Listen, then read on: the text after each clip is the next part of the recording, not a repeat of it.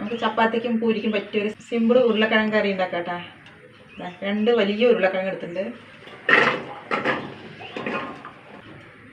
ഇതിലേക്ക് ഒരു സവാള, ഒരു ചെറിയ കഷ്ണം ഇഞ്ചി, 4 പച്ചമുളക്, ഒരു തണ്ട് കറിവേപ്പില, ഒരു 1/4 ടീസ്പൂൺ മഞ്ഞൾപ്പൊടി, ആവശ്യത്തിന് ഉപ്പിട്ട് കൊടുക്കുക, വെള്ളം ഒഴിച്ച് കൊടുക്കട്ടെ. 4 വിസിൽ വരട്ടെ, നന്നായി വേകണം. നമുക്ക് ഉരുളക്കിഴങ്ങ് വെന്താ നോക്കാം. നന്നായി വെന്തു കിട്ടാം. ഒന്ന് ഉടച്ചു കൊടുക്കുക. ഇതോടെ മാറ്റി വയ്ക്കാം. കുറച്ച് വെളിച്ചെണ്ണ ഒഴിച്ച് കൊടുക്കുക, കടുക് ഇട്ട് കൊടുക്കുക, 1 ടീസ്പൂൺ ഉഴുന്ന് പരിപ്പ് ഇട്ട് കൊടുക്കുക, 2 വറ്റൽമുളക്, കുറച്ച് കറിവേപ്പില.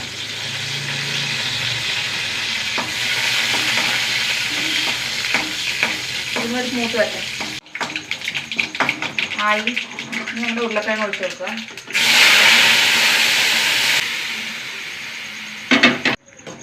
നമ്മുടെ സൂപ്പർ ഉരുളക്കിഴങ്ങ് കറിയിട്ടാണ്. വളരെ സിമ്പിളാണ്. ഇതുപോലെ ഉണ്ടാക്കാത്തവർ ഉണ്ടാക്കി നോക്കട്ടോ.